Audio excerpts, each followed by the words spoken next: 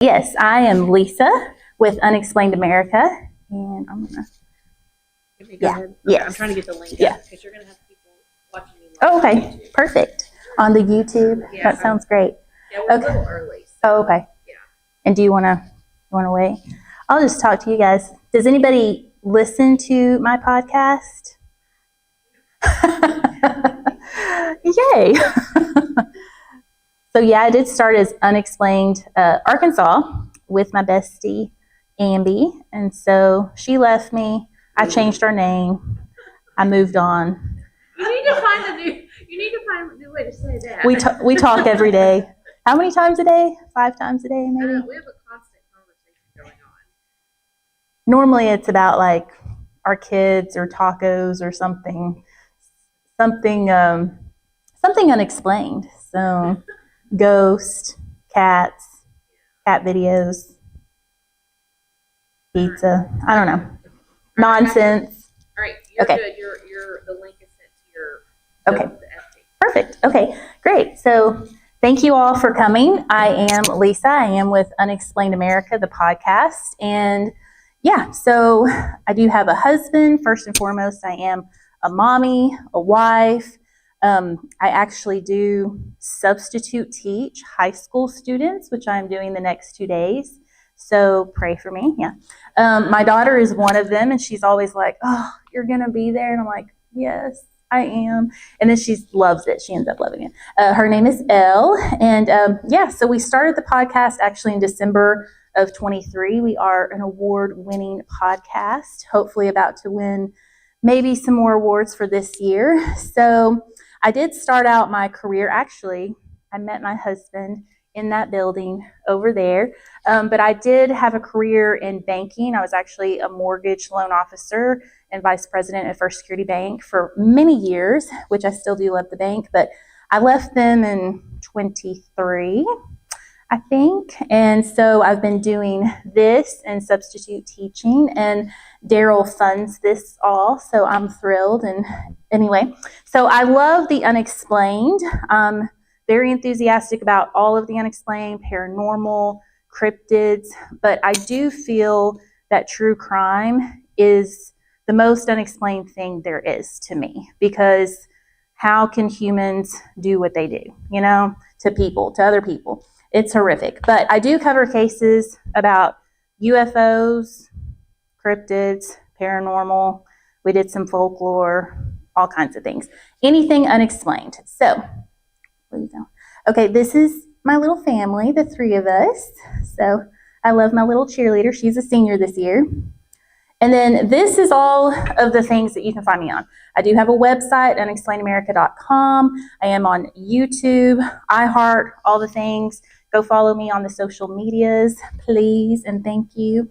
And leave a 5-star review if you've listened. So I'm looking at you.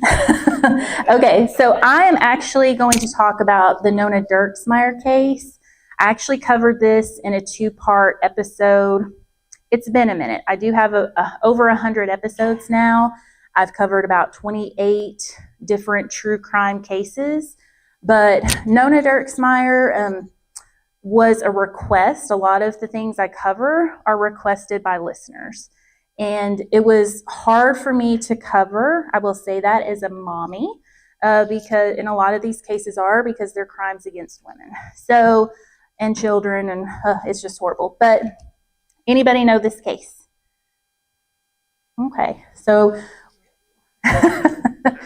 so we're going to talk about this case. It is unfortunately true crime. I'm not going to be too graphic or anything, but there is a disclaimer for, of course, crime and brutality. So Nona was born in 1985. She'd actually be a little bit younger than me if she were here today. She grew up in Dover. She lived most of her life in Dover. It's a little bit past or up north from Russellville. So we know where Russellville is. She was beautiful. She was smart. She was always smiling. People were like, wow. And as you can see, I mean, obviously, like she was a beautiful girl. She was beautiful inside and out. And she was like you guys, like was a young woman whenever she was killed, and she was going to college. So she did graduate from Dover High School, And she actually had gotten into pageants. So I will say, my episodes go into a big, deep dive on Nona. I just don't have time to do that. But I go into her background. I go really heavy into her family life. But Nona had she had a troubled childhood, just like some of us. There was assault and such. So she had to overcome. Like she was an overcomer. But she did struggle with some self-esteem issues, which she had a friend that got her into pageants. And so she figured out that she really loved pageants. She shined. She was doing great. She won some titles over there in Pope County. Has anyone ever done a pageant? Did you? Oh, Yeah. I don't remember that. Where was I? was I asleep? Okay. So I actually never did pageants, but I did get involved. I am a dance mom, and so my daughter has done a couple of pageants, and I was on a committee. But it's really an awesome thing. But Nona really thrived in the pageant world. Like she met a lot of people. She kind of got that confidence and such, and she started doing that probably when she was like a junior in high school. Okay, and she was kind of still doing that. So in 2004, she graduates from Dover. Now, in the fall, she enters as, a freshman in Arkansas Tech University. So she's right there. She's staying close by. Kind of at that same time, okay, so her dad had passed when she was like 10. Her mom and her grew up. It was just the two of them, okay? So you can imagine just two of you living together. Well, her mom gets remarried, and this happens like her senior year. So the man that she marries doesn't love animals, and Nona does. And then he also is very neat. He's very, very neat. And Nona is not. We're going to talk about this, but Nona is not a neat person. She's messy. So I'm looking at you because she reminds me of how you were when you were like that age. but she was messy. And so to kind of keep the peace, Nona graduates, and her mom, they move to Russellville. The man she marries lives in Russellville. So they're away from Dover, and they get Nona an apartment. They set Nona up with an apartment. It is very close to them.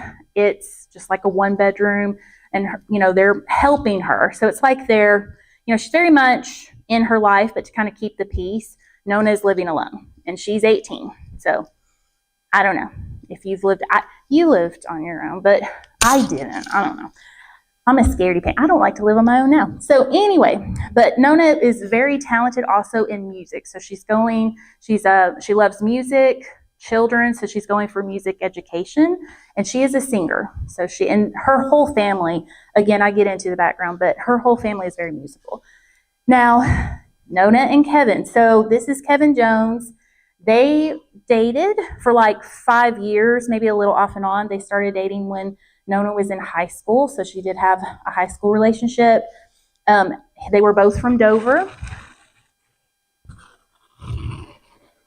Okay, so they're both from Dover. Now, Kevin, she goes to Arkansas Tech, and Kevin goes to the University of Arkansas. So they're in a long-distance relationship, but like I said, they've been together for a while. They had a little breakup like people do when they're in high school, and I will say it devastated Nona. It was very devastating for her. And so, when that happens to your little girl, as a mom, you're like, you don't love it when they get back together. Like, he's going to hurt you again, blah, blah, blah. So that was kind of on their minds. But again, they had been together for many years. They were very close. Okay, next slide.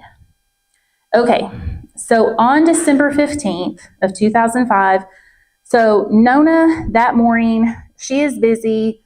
She is still doing finals, okay? Now, Kevin, he goes to the University of Arkansas. He is actually home, for the holiday. He's finished.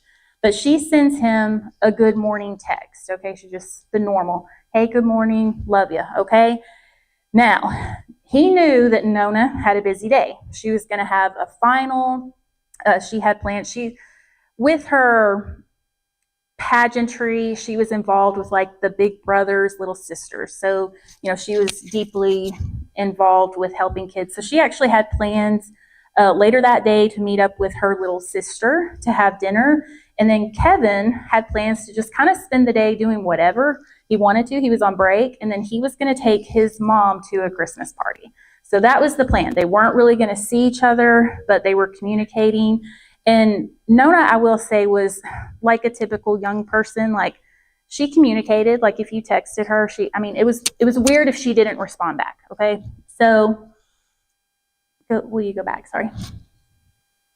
Okay, so we'll talk about it. So as the day goes on, he doesn't hear from her. Kevin never hears from her, and he is getting concerned because Nona is in communication with him normally. Okay.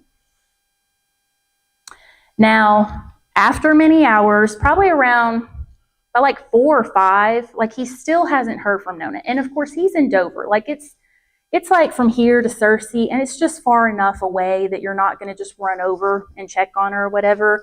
But he does have a friend. So Kevin has a friend, Ryan, that is delivering pizzas in the area of her apartment. So he asked Ryan to just go check on Nona. Okay, so Ryan does this. He reports back to Kevin that Nona's car is at her apartment.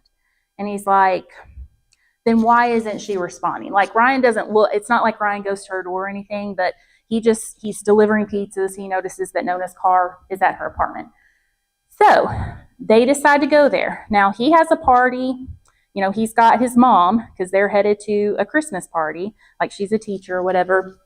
And so Kevin and then his friend Ryan, they meet at Nona's, and he's got his mom, and they pull up, and everything's dark. They try to, beat on the door. It's like kind of looks like a townhouse. Like, I'll have a picture of that, but it looks like a townhouse. They go to the front door. They can't get in. Like, Kevin doesn't have a key to Nona's apartment. It's just her mom that has a key. So he can't get in. They go to the back. She does have a sliding glass door. And Ryan actually is the first to notice that he can see kind of inside Nona's apartment, and he sees Nona. Like, he just sees something. He's like, she's in there. So they know she's in there. They are able to pry open the door, and they go in and they rush in, and Nona, there's blood everywhere. Things are, the apartment, she's laying in the living room. She is face down. She is only wearing socks. So they know that something's happened. And Kevin goes to her and like rolls her over immediately. Like, he's trying to, revive her. Like, he's on top of her basically. And of course, Ryan gets his mom that had been in the car. She comes in, Janice, she calls 911. This is just, you can imagine the scene. There's just their franticness, okay? Just complete franticness. And they get on 911. Of course, 911 is asking them to do CPR.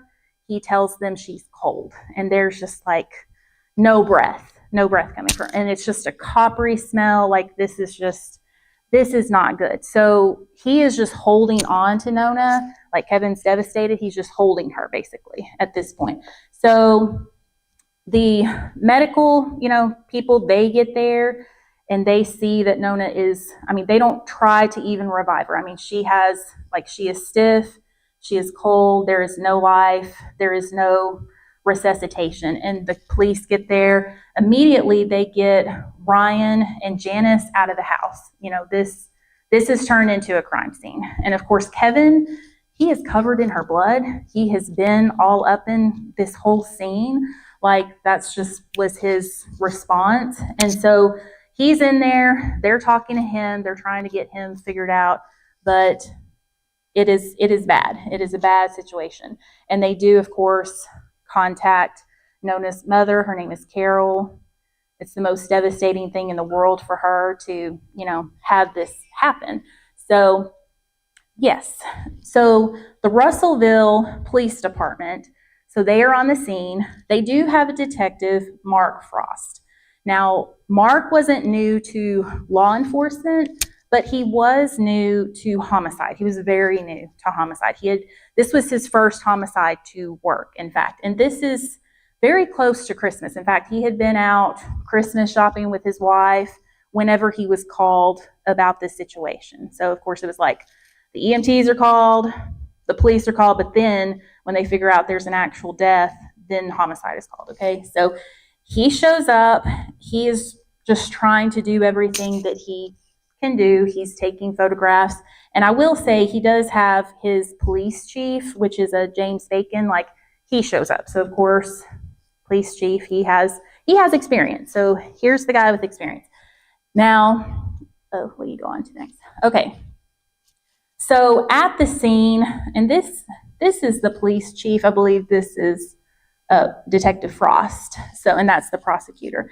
Now at the scene, Bacon notes there is a floor lamp and it is dented at the base. Okay, these are the things that he's noting. There is blood all over Nona's face, head and face. Nona has cuts on her neck and shoulders. Her bra and jeans are kind of thrown away. So she is only found in socks. Okay, so her clothes, her underwear were rolled up in her jeans, just kind of like they were taken off in one bit. There was lots of blood all over the apartment. Like we're talking, it's kind of 2 levels. So it's kitchen, living room. There is blood all over the place. It's very, very bloody, obvious struggle that happened. Now, Nona had a flip phone. It is on the table, but the back of the phone was like taken off. They had taken off the battery. So someone had opened it up. Now, the police, they find a torn condom wrapper, but no condom. Okay, so they find the wrapper. They find it with a steak knife on top of the kitchen counter. So this is what they're finding. The house is a mess, like absolute mess. There are clean clothes piled up, but then there's stuff everywhere. So they can't kind of figure out, they're like, okay, is this always a mess? And when they go upstairs, they find like Nona was a music major. She had like sheet music all over her bedroom. Like there was a bedroom and bathroom upstairs. I mean, it was a mess. And when I say a mess, a mess. So they take this, the police take this as her usual mess. They don't take it as the scene mess or anything like that. So bottom line, they don't actually investigate or take evidence upstairs. And we'll get into that. So they just kind of see it as she's a college student, she's a mess. And then they come downstairs. Now, Detective Frost, again, he does take photos. He's just seeing all this mess. They are getting some evidence, especially downstairs. They see that there was no forced entry. So they felt right away that Nona knew the person and let them in. Okay, so that's what they were feeling like. So that they're making these decisions right away. So detectives, so Kevin is taken in to give his statement. So of course they're going to talk to him. He outlines his whole day, how he was emailing, making calls, the people that he sees that day, and that he only received, that one text from Nona. So they knew no one had heard from her since that morning. It was probably around like 8:30 or 9 o'clock, the last time that she communicated. Now, of course, Carol, her mother, is devastated, and they have to begin the awfulness of planning her funeral. So, and this is almost Christmas. This is almost Nona's birthday. So this is just horrific. And Kevin is very involved with the family as far as like planning her visitation, planning her funeral at this point. Okay. So thank you. So Charles Koch, he is the medical examiner actually in the state. I think he actually retired a few years ago, but in 2005, he was the chief medical examiner. He performs Nona's autopsy. So she is a white female. She is 5'5", 120 pounds. By the time she's brought in for the autopsy, she's wearing one white sock. She does have superficial cuts to her neck and shoulder. She has 4 shallow stab wounds. She has a rub burn on her face. Her lip is split. She has bruising to her left temple. Now, he says there were no visible signs of assault, like sexual assault. Her eyes are hemorrhaged, and her hyoid bone is broken, so signs that she was choked. Now there was a large cut at the base of her head with a fracture like visible to the head. So she had a very big visible fracture, and he felt like this was the blow. This was what actually killed her, okay? So he noticed that the body was found at 6:30, that she was cold, rigor had set in, like there was lividity, which is where the body has been laying. So there's actually signs where, she hasn't moved. So it's pooling. The blood is pooling in her body. So he feels like, based on this information, that she died somewhere between 11 o'clock, 1 p.m. that day. Okay. So she definitely wasn't killed right before they got there. Now, he notes Nona was punched, choked. They tried to cut her throat. They were cutting at her. Obviously, the murder hit her with the devastating blow to the head, which was probably that lamp. Remember that lamp that was dented? So that was what was used. He said the entire attack, he felt like, took about 5 minutes, and she would have been 100% terrified. This is coming from the medical examiner that sees hundreds of bodies a year, and he said that she fought. This was a horrific, this was a battle. This person was vicious and attacking her, okay? So horrible. So the Russellville Police Department, of course, they are looking at suspects, and they hone in on Kevin. So initially, they do state, and of course, there's a lot of pressure on them. This is horrendous. Of course, you're going to look at the boyfriend, you're going to look at the people in Nona's life, but they decide and tell people, okay, they've got 6 to 7 suspects that they have talked to, but by December 21st, they have pretty much said that they're going to want to hone in on him. Now, Kevin had actually gone up to Fayetteville to get some clothes, okay, so clothes for the funeral. When he was in Fayetteville, someone had told them that they had actually seen Nona in her car on campus, at Arkansas Tech, a friend of a friend had told him this, and that she had been seen about 1 p.m. So Kevin calls the police department because he's trying to share this information that he's been told, okay? So they're like, well, just come in, we'll talk about this. Well, and this is the same day as the visitation that he's supposed to be at that night. They bring him in and they keep him. So they question him for hours and hours and hours, and he misses the visitation. Okay, so this, of course, doesn't sit well with his family, and then it's definitely not sitting well with Carol and her family. And of course, he doesn't know what to do. He is a young kid. He doesn't know his rights. He doesn't know that he can leave the police department. He's not under arrest, but he knows nothing. He is just trying to be helpful to the police. He is just there answering questions. They do give a polygraph. I'm not going to go too deep into that, but long story short, the person that gives the polygraph was not actually registered or compliant with even being able to do such, but they basically tell him that he failed. When they ask the question if he, murdered Nona, he's like, no, and they tell him he failed, that he clearly did it. So they're making it very evident to him that he is in trouble, okay? And this is her visitation. This is on the 21st. So anyway, he ends up, becoming the suspect. They hold a press conference on the 22nd, which is the day of her funeral, saying that they are close to an arrest. So they make it very clear. And this is a small town. And from that point forward, kind of the lines are drawn in town. In Dover and Russellville, they're kind of everybody's talking. People are either Team Kevin or not Team Kevin, okay? He is being scrutinized. Even at the funeral, he does attend the funeral, he is not, allowed to sit with the family. Carol's been told horrible things from the police department. They told her that Kevin was a psychopath and that he murdered, and that they had evidence. They had evidence that he killed Nona. And so, of course, what are they supposed to think? They're like, yeah, this kid, he killed our daughter. So you can imagine. I think there was even, what do you call them, bumper stickers that people came up with, against Kevin, for Kevin. Yeah, it got really ugly in the newspapers and everything. So it was very a town divided. So yeah, and people were taking sides. Now, Kevin ends up going back to the police department. That was an ordeal. His dad ended up getting thrown in jail. Again, Kevin didn't realize that he could just leave, and they're just interrogating him.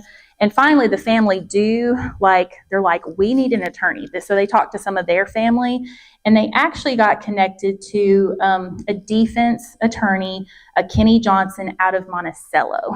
And he was supposedly the best in the state. And so they were like, this is what we have to do. My son is innocent. We have to protect him.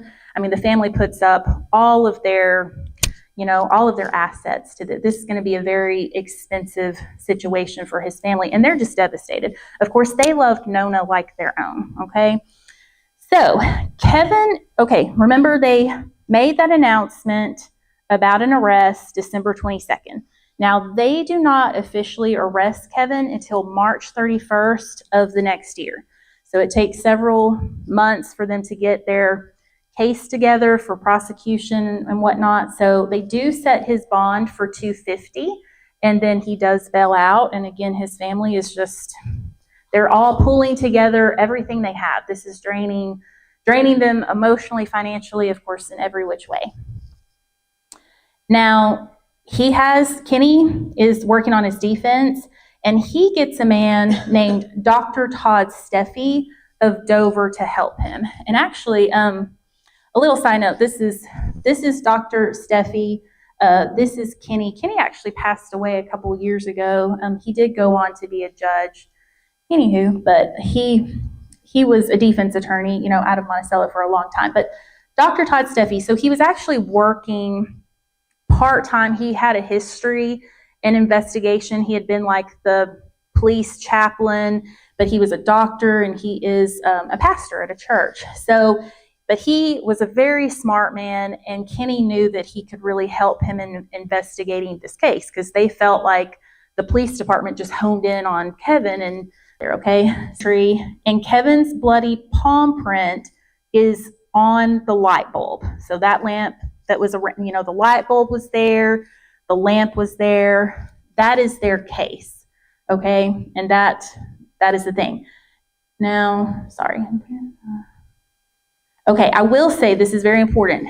They do notate in their police notes that his print on that light bulb was tacky. Okay, they made that note themselves in the case file, and that will be very important. Okay, so the defense's situation, they noted that the police department never did DNA testing on the condom wrapper. Okay, so the police department was told by the Arkansas State Police Crime Lab that they could either look for prints on the wrapper, like fingerprints, or they could look for DNA. They weren't told that they could do them both, okay? They were told you get one or the other. So they went for prints. So that's what happened there. Now, Dr. Steffi, and this is 2005, 2006. DNA is there. It's different. Of course, now it's very like, oh goodness, you got the touch DNA. But it is there, and it is important, but it's still in its infancy, okay? So Dr. Steffi knows of a lab in Florida who has broader abilities than the state crime lab. So he asked the question, hey, can we get this analyzed? So they send this off.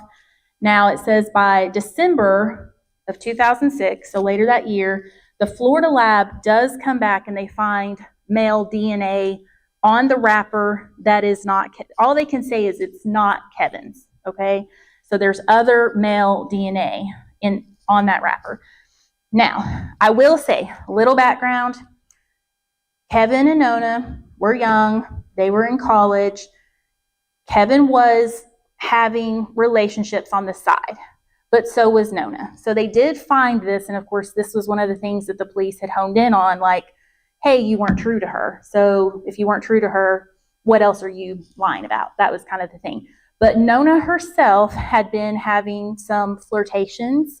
She had been dating like a couple of other guys. And so these guys were part of that 6 to 7 suspects that they were talking to. And they were ruled out. But they did get like their DNA, their palm prints. Those people were looked at, okay? So just note both parties were talking to other people, okay? Now, sorry, where am I?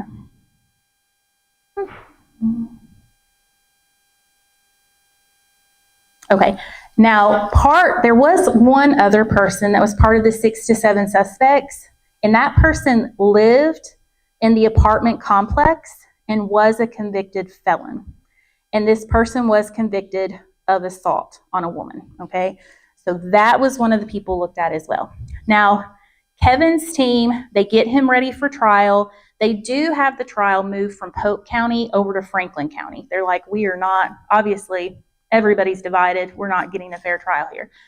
So the actual trial begins July of 2007. The prosecution states that this is their theory, that Kevin had shown up at Nona's apartment that morning and that he had found that condom wrapper and he was mad. And then they get into a fight.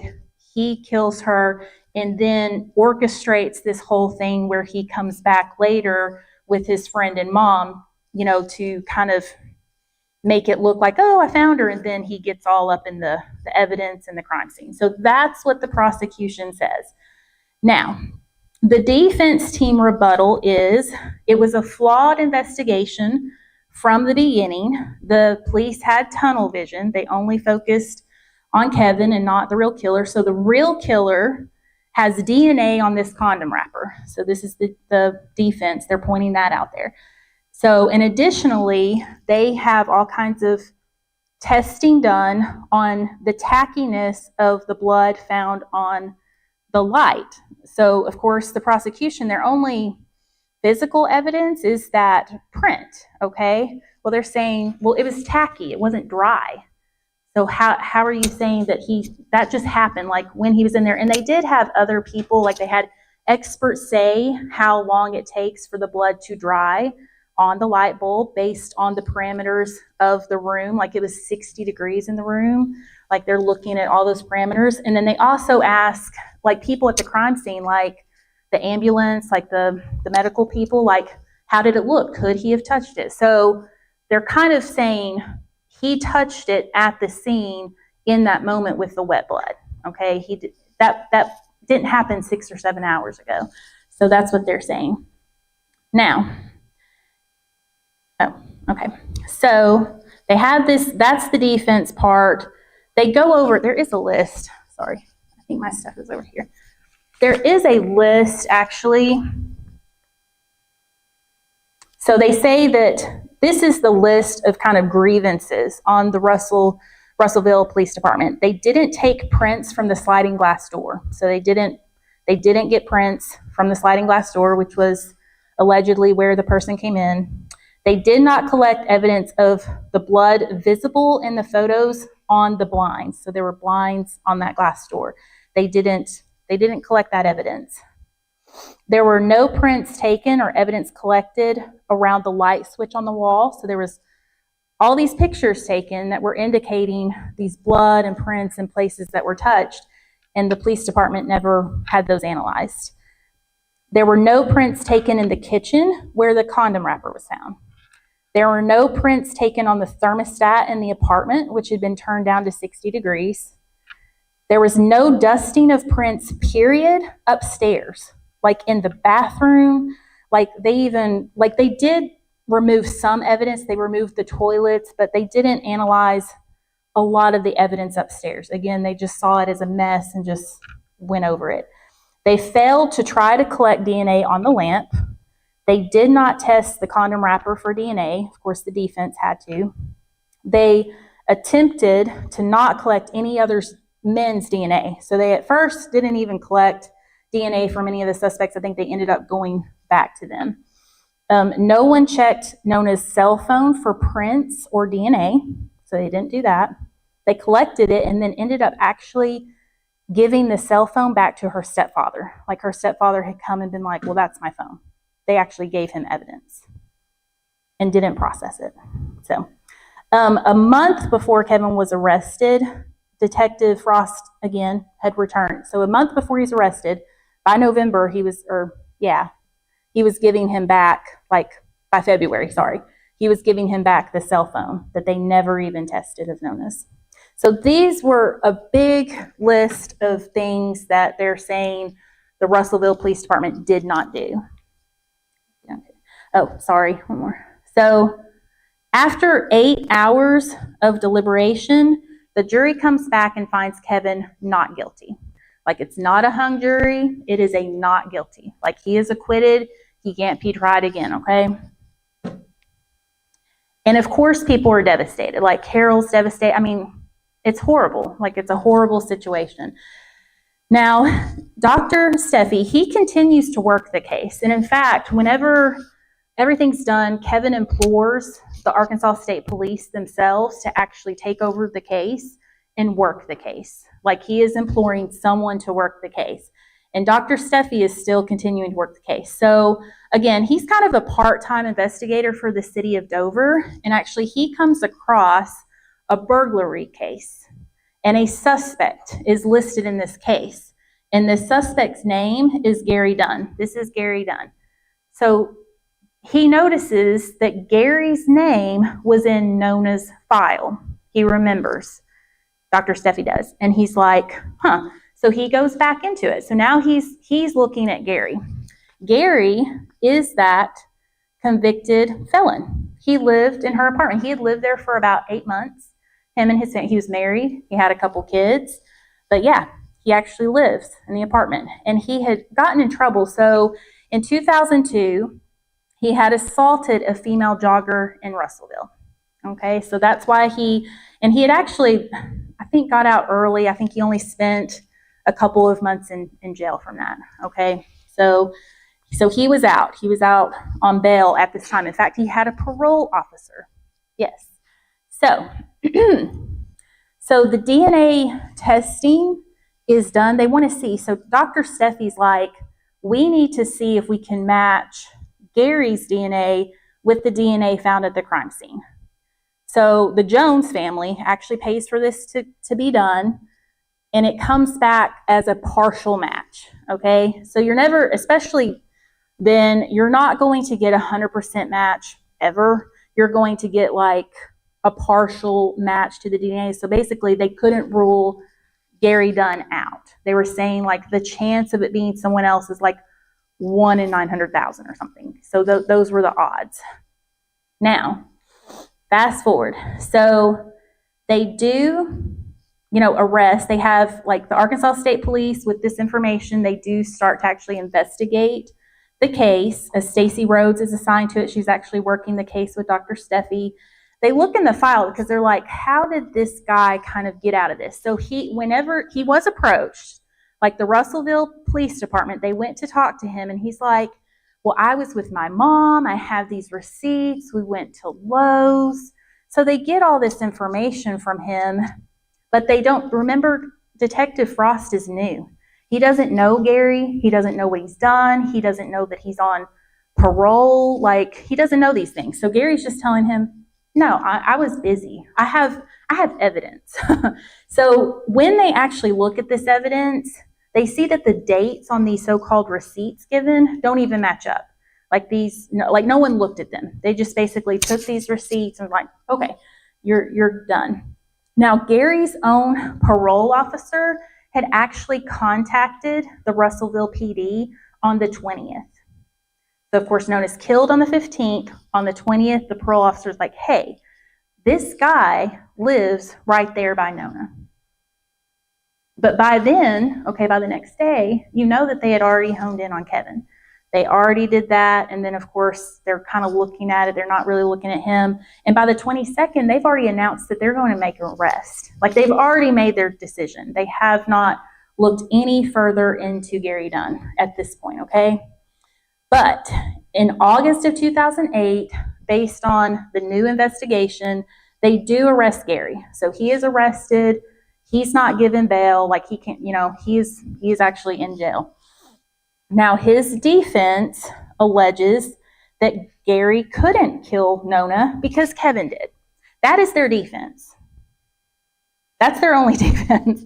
And anyway, so they actually go to trial. They push the trial out to April 10th. I mean, this is almost 5 years after the incident. So now Gary is on trial. His attorneys, they poke holes at the DNA. And of course, this is a jury. And I will say the jury does not know, they are not told about the 2002 assault. So they're not told about Gary's past. They're not told about any of that. Now the prosecution does put on, her name is Jennifer. Jennifer is Gary's estranged wife. And Jennifer has lived hard. She's not what you would call the type of witness that they would want, but she came off very sincere. She had discussed that Gary had beat her, had, assaulted her even.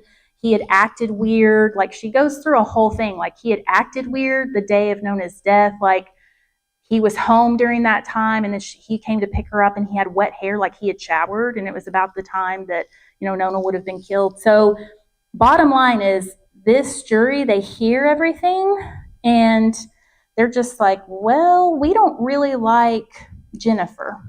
We don't really believe her because she's done some things. She was working in the sex industry to try to, provide for her kids, and they didn't like that. So, yeah, they didn't like Jennifer. They didn't like her testimony, and they did not know, they did not know about his past offenses, okay? Now, I say that. One juror knew because he was a fireman. He actually knew, but he was not allowed to say, and in fact, they removed him from the jury. When he came forward, he was like, hey, can they know about this? And they were like, no, no. So they couldn't bring that up as part of their case? The judge at that time, I don't think they even tried because, that will come up again. So after 2 weeks of testimony, the jury comes back hung.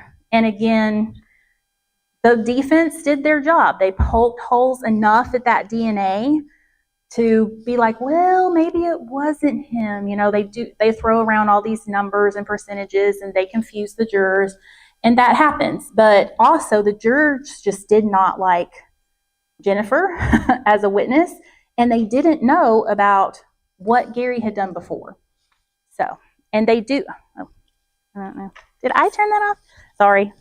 I think I'm back. Okay. I think I turned it off. But they do find out. So afterwards, okay, they're hung.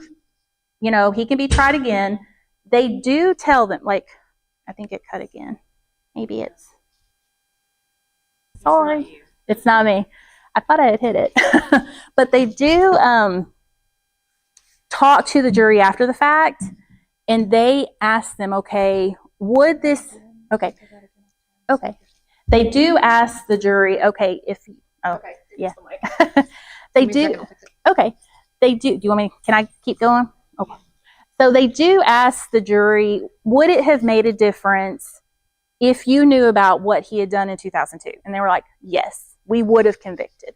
So this jury saying, yes, would have convicted, okay? Made the difference. Okay, immediately the prosecutor is going to retry Gary because he's like, we're going to get this time we're going to make sure to have this information in the case in front of the jury, and this time we're going to get a conviction. So Gary Dunn's, his second trial begins 2011, at the beginning of 2011. It's the same court. They had moved it actually to Clarksville, so they also moved his trial, which I totally agree with. Same judge, same prosecutors, same everything. The only difference this time was Carol, Nona's mom, is sitting with the Jones family.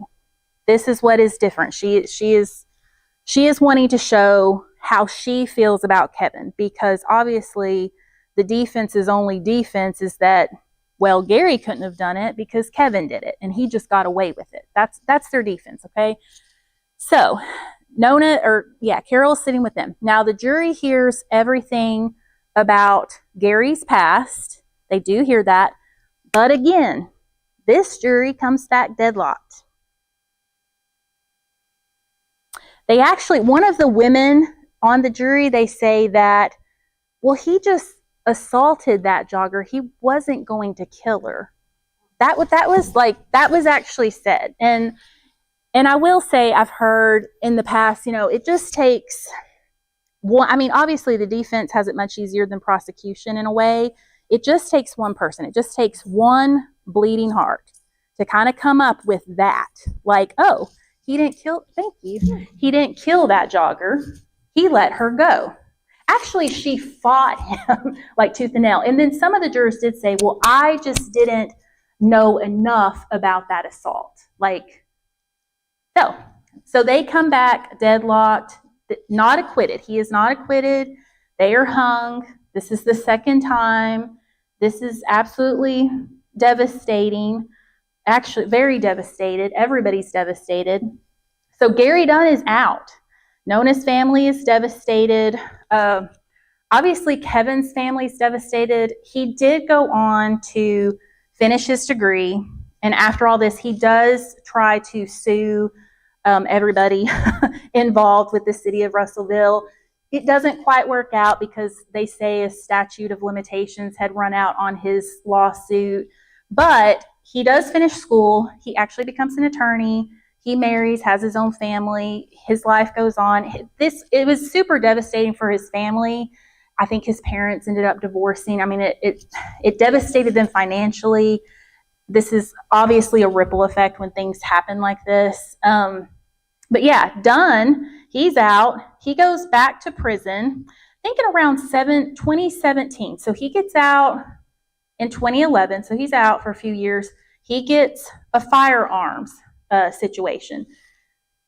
So, remember, he was only put away for like a few months for assaulting a woman. But for the firearms situation, he is actually given, I think, like a 10-year sentence, okay? But, yeah, so he is in jail. I think he's released about a year. So he serves 1 year of that 10-year sentence, okay?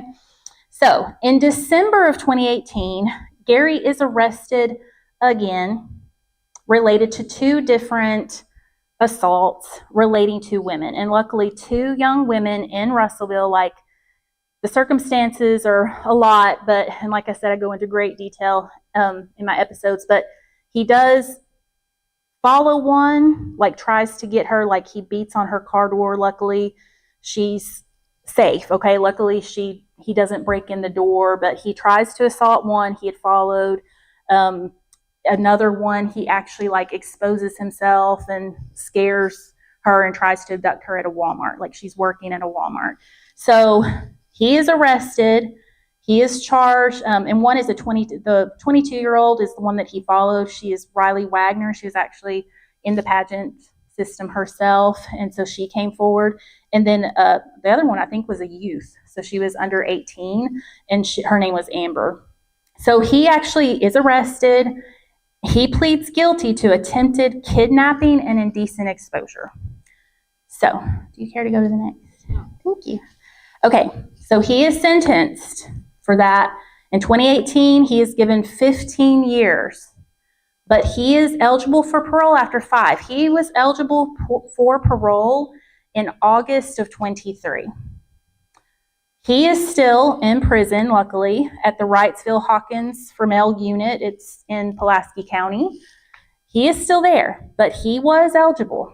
I don't know if he's come up for parole. I don't know he is in the maximum security prison that you can actually keep up with him. This is his number.